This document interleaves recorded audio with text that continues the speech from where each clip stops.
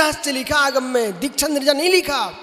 तपसा निर्जास, दीक्षा के संस्कार निर्जरा नहीं है, दीक्षा में जो तप धारण किया गया वो निर्जरा का कारण है। बोल गया नहीं चक्रेश भाई, लोगों का शरीर पर मस्तिष्क पर चढ़ जाना कर्म निर्जा है कि 12 तपों को धारण करना निर्जा का कारण है। एक एक बात को स्पष्ट कर रहा हूं भाई, आप लोग भ्रम में मत रहना, नहीं तो कुछ लोग का मालूम सुधीर भैया एक निश्चित हो गया, अब मेरे तो संस्कार हो गए, अब मेरे सारे पाप कट गए। पाप नहीं कटने वाले, लोगों के संस्कार से पाप नहीं कटते, 12 प्रकार के तपों को तपना पड़ेगा, उससे पाप कटेंगे। तीर्थंकर जैसा महापुरुष भी 12 तप तपते मित्र, तप कल्याणक ऐसे नहीं हो जाता उनका।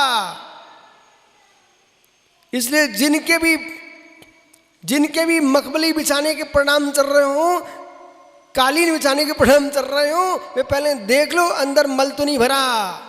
तुम्हारे उज्जैन प्रसिद्ध नगरी में ऐसे सुना रहे हैं कि मैं यदि इतनी बड़ी सोने की डली लेके गया कोई व्यक्ति, इतनी सी, तो इतनी बड़ा आभूषण बनाएगा, ऐसा सुनार चाहिए हमें। ऐसा सुनार चाहिए है कि इतनी सी डली लेके जाए और गले भर सोने की चेन दे दे, हैं? क्या हुआ ऋषभ भाई, तुम खड़ो, तुम्हारे गांव में कैसे सुना रहे हैं, तुम्हारे भिंड में? महिपाल कह रहे मेरे उज्जैन में ऐसे सुना रहे हैं कि इतनी डली सोने की लेके गए तो उतनी आभूषण दे पाएंगे, लेकिन मैं चाहता हूं कि इतनी डली सोना दूं और गले भर चैन मिल जाए। हैं? मिलावट करके नहीं, बिना मिलावट के, ज्यादा मिलावट की जरूरत नहीं है। तो मित्र समझो ना, मिलावट की बात बिल्कुल नहीं करने का, बिना मिलावट की चाहिए। इतनी सी डली में इतनी बड़ी चेन चाहिए। अरे ज्ञानी, आपको मालूम होना चाहिए, भिलाई लोहा इस्पात कारखाने में बड़ी बड़ी सिलाएं बनती है और यहाँ आकर के आपके छड़े बनती है।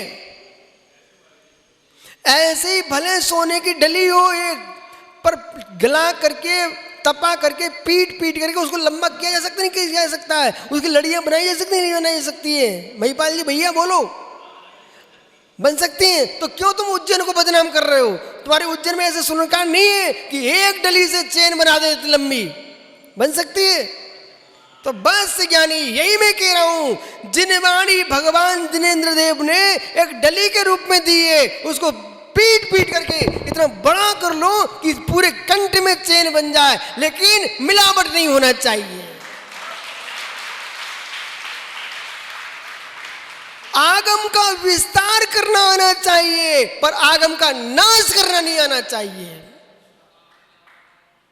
वे लोग ही जिन शासन चला पाएंगे जो आगम का विस्तार करना तो जानते हैं, पर आगम में मिलावट करना नहीं जानते, आगम का नाश करना नहीं जानते। ऐसे लोगों से ही जिन शासन चलेगा। अब आपको समझ में आया है? महिपाल भैया, उज्जैन में ये ऋषभ सोना लेके जाए तो फिर आप कितना बड़ा आभूषण बना दोगे?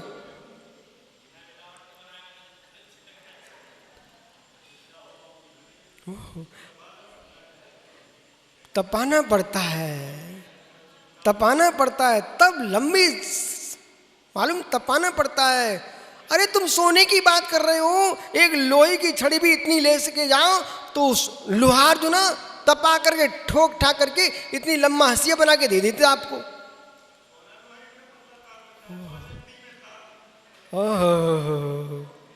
समझ गया ना भैया? ऐसे ही हमारे जिनागम में एक बीज बुद्धि रिद्धि होती है। बीज बुद्धि रिद्धि, तो बीज बुद्धि रिद्धि का मतलब है कि एक बीजाक्षर को, एक शब्द को जिनवाणी का सुना और ऐसी रिद्धि होती मुनिराज के, वे द्वादश सांग को समझ लेते हैं। ऐसी रिद्धियां हैं, लेकिन कब प्रकट होंगी? रिद्धियां रिद्धियों से नहीं मिलती हैं, रिद्धियां विशुद्धि से मिलती हैं। कोई चाहे कि रिद्धि खर्च कर दूं रिद्धि प्रकट हो जाए, वो मिलने वाली नहीं है। विशुद्धि चाहिए रिद्धि प्रकट करने के लिए। विराजो ज्ञानी, समय हो रहा आपका। स्वात्म क्या चाहिए? वो महिपाल गंगवाल तो कह रहा था ऐसा हमारे यहाँ स्वर्णकार है। अब तू बोलती इंदौर में कैसे स्वर्णकार है? बालक, सोने में मिलावट मत सीखना, छोटी सी डली से सोने की चैन बनाना सीखना। जिनवाणी में मिलाना मत सीखना, जिनवाणी को विस्तार करना सीखना। आज समझ लो बालक, आज सीख लो ज्ञानी, भविष्य तुम लोगों को ही सामने है। मैंने आचार्य विमल सागर महाराज के दर्शन किए हैं, सुमति सागर के दर्शन किए हैं, सरमती सागर महाराज के दर्शन किए हैं। तीनों दिखाई नहीं दे रहे। तीनों वृद्ध आचार्यों के हमने दर्शन किए बेटा, पर दिखाई नहीं देते। अब वे भी ऐसे ही बैठ के सिखाते थे अपने शिष्यों को कि भाई समझो तत्व को।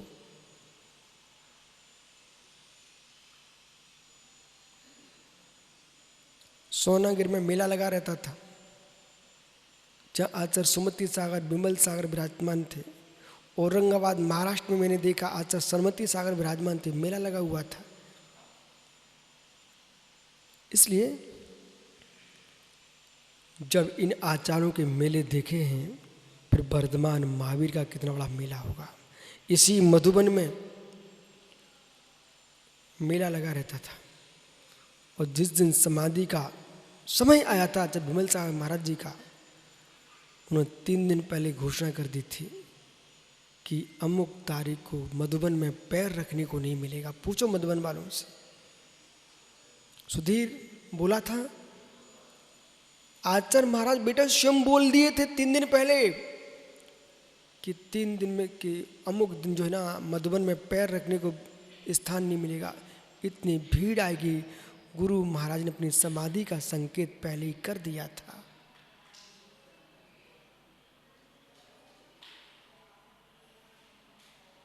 वो भी चले गए, सब चले जाएंगे, पर उस पुण्यात्मा के पुण्य को आप ध्यान दो, उनकी साधना को सोचो, उनकी परंपरा को।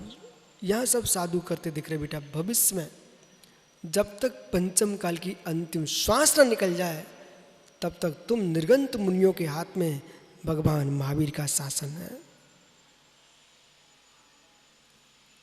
सुधीर पिताजी हैं, चले गए। पगड़ी की रस्म आपको हुई कि नहीं? ईमानदारी से बोलना, पगड़ी बंधी कि नहीं? समाज ने पगड़ी बांधी थी ना, फिर भी बांधी होगी। महिपाल भैया, पगड़ी की रस्म याद है आपको? है? जब तक पिताजी थे तब तक अलग अनुभूति थी। पिताजी के जाते वो समाज पगड़ी बांध देती ना, मित्र आपको अलग से वजन महसूस हुआ था कि नहीं? अब जिम्मेदारियां आ गई है। मित्र, आपको तो एक परिवार की पगड़ी बंधी है, सो आपको जिम्मेदारी लगने लगी। देश के जितनी मुर्जाज हैं, इन सब पर चारित्र की पगड़ी है। इन्हें महावीर के चारित्र की संपत्ति का ध्यान रखना चाहिए।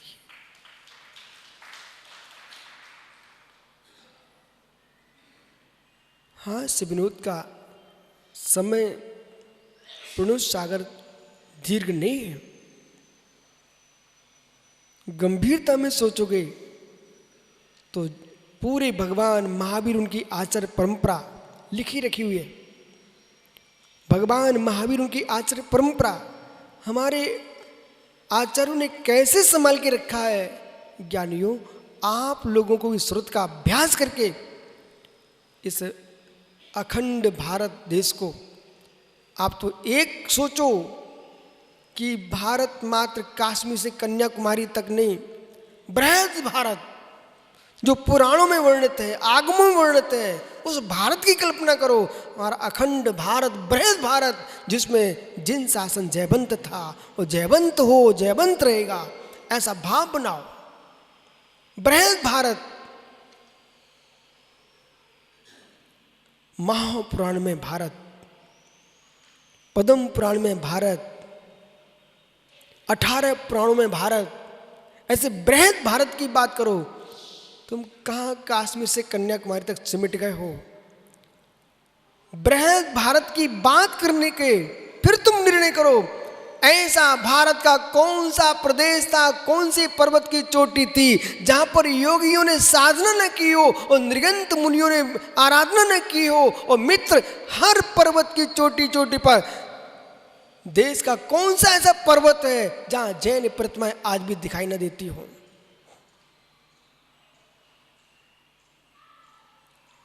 ऐसे विराट अहिंसा परमो धर्म की संपत्ति को आगे बढ़ाना है तो आप ऐसा सोचो कि जैसे अपने पिता की संपत्ति को संभालने के लिए बेटा पगड़ी बने पर सोच लेता है कि मैं अब परंपरा को चलाऊंगा, ऐसे पिछे कमंडल आते ही प्रत्येक मुनि को सोचना चाहिए मैं भगवान महावीर के शासन को आगे बढ़ाएंगे और अपने चारित्र का पालन करके हम भगवान बनेंगे।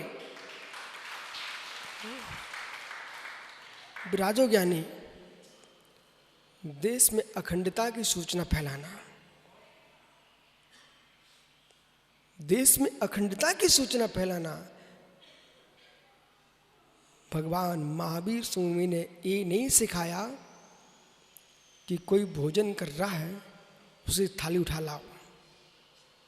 भगवान महावीर स्वामी ने ये सिखाया है कि चिड़िया भी चुनाव चुन रही हो, बंदर भी कहीं भोजन कर रहे हो तो बेटा इतने धीरे से निकलना कि वे घबरा के अपना भोजन छोड़ के ना चले जाएं, उनको भी अंतराय नहीं आना चाहिए।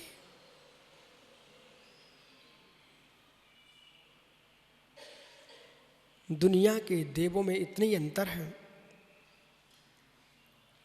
यहां ये सिखाया जाता है कि इतने धीमे चलो कि तुम्हारे पैरों के नीचे की जमीन भी उखड़ने ना पाए, नहीं तो एक इंद्रिय की हिंसा हो जाएगी। फिर दूसरे के सामने तुम कैसे कह सकते हो कि वर्धमान ने किसी को परेशान करना सिखाया हो। जियो और जीने दो का सूत्र अन्य किसी के नाम पर नहीं लिखा गया, ये वर्धमान महावीर ने कहा है, तीर्थंकरों ने कहा है, राजू जियो और जीने दो।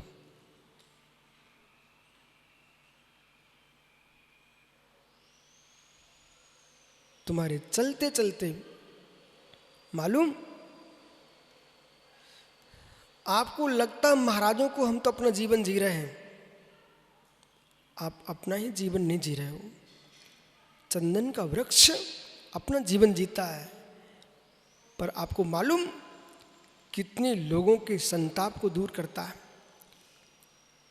किसी के ऊपरी शरीर के दाह को दूर करता है तो किसी के पेट के दाह को दूर कर रहा है। चंदन से पूछो, उसकी खुशबू से काले नांग अपनी दाह को दूर कर लिपटे रहते हैं। ऐसे इन बीतागी नृगंत साधकों को, साधु संतों को एक चंदन जैसा देखो। उन्हें स्वयं चंदन को पता नहीं मेरे क्या कीमत है, लेकिन मित्र आपको देखने मात्र से लोगों प्रसन्न चित्त होते हैं, उनके अंदर की संक्लेशता के जो रोग था उसकी दवाई हो जाती है। राजू पांड्या, बार बार समाचार आते हैं, कहीं ये कोठी बंद हो रही है, वो कोठी बंद हो रही है, मधुबन बंद हो रहा है, समाचार मिलते कि नहीं मिलते? लेकिन तब भी देश के श्रावक पता कर करके आ ही रहे ना। एक प्रश्न है, क्यों आ रहे हैं? आखिर से घर से आएंगे, खर्ची तो होता है, लेकिन जो पैसे का खर्च देखता है वो अलग प्रकार का पागलपन है। यहाँ आकर के जो शांति मिलती है वो किसी पैसे से खरीदी नहीं जाती।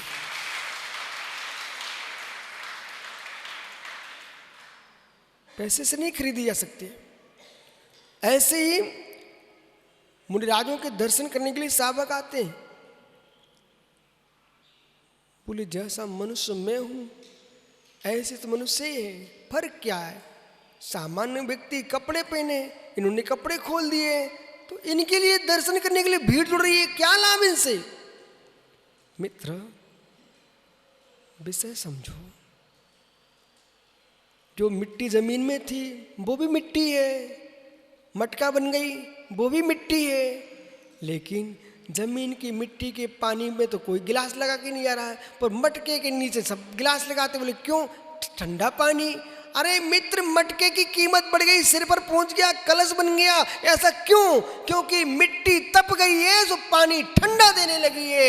ऐसे ये मुनिराज तप गए तो इनके परिणामों में शांति देने लगे। इनका अंतर आ चुका है।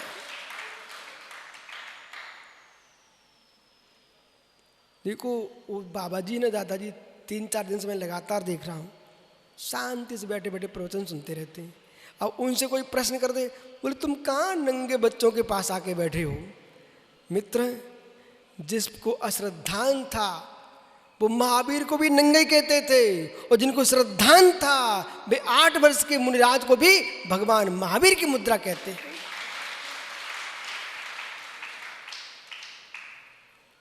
पत्थर की चट्टानों से प्रतिमा बनती है। जिसको अश्रद्धान है उसको पत्थर की चट्टानी दिखेगी, और जिसको भगवान दिखते हैं उसको चट्टान में भी भगवान का रूप दिखाई देता है। विश्वास होना चाहिए। विराजो ज्ञानी, जीवों को देख के बैठना, कम से कम रोज खड़ा करेंगे, रोज बिठाएंगे ना, तो राजू जीवों को देखना तो सीख जाएगा। विशु, थोड़ा जीवों को देख ले भाई, तू भी एक भगवान आत्मा है, महेंद्री भगवान आत्मा है, पर भगवान आत्मा शेर भी होता है, फिर भी उसके स्वभाव से दूर रहना पड़ता है। रक्षा उसकी भी करना चाहिए, लेकिन अपनी रक्षा करते हुए। तो तुम भी भगवान आत्मा हो, शेर भी भगवान आत्मा है, बाघ भी भगवान आत्मा है, सभी भगवान आत्मा है, लेकिन पर्याय की प्रत्याशक्ति देख के थोड़ी दूरी बना के रहना पड़ता है। रक्षा सबकी करना चाहिए। आपको समय हो गया। जम किंचित दुश्चरितम, जो भी मैंने दुश्चरित किया हो, तम सबम तुम्हें बहुत श्रम। प्रभु के चरणों में बस अंतिम सब, हे नाथ, मेरे जीवन में मन से, वचन से, काया से जो भी खोटा कुछ हुआ हो, तस्मिच्छा में, बोलो तस्मिच्छा में, तस्मिच्छा में। हे नाथ, त्रिलोक के प्रभु, मेरे सारे दुष्कर्म मिथ्या हो, मिथ्या हो, मिथ्या हो। विशु, हार्दिक तस्मिच्छा में, बोल जोर से।